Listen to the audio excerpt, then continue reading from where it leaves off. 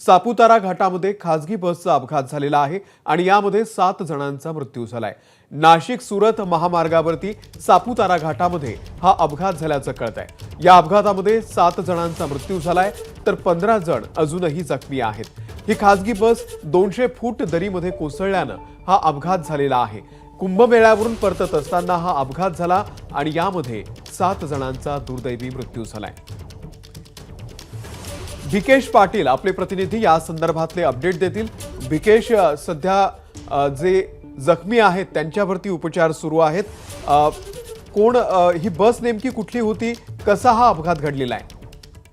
अमोल, नाशिक सुरत महामार्गावर गुजरात राज्यातल्या सापुतारा येथे एक खासगी बस कुंभमेळ्याला गेलेल्या भाविकांची परत येत होती आणि या बसचा अपघात झालेला आहे। ही बस 200 फूट खोल दरीत कोसळलेली असून या बस अपघातात 7 जणांचा मृत्यू झाल्याची प्राथमिक माहिती समोर आली आहे, तर 15 प्रवासी गंभीर जखमी आहेत।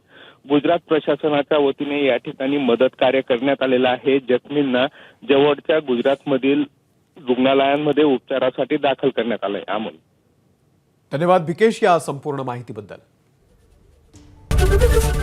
एबीपी माझा, उघडा डोळे बघा नीट।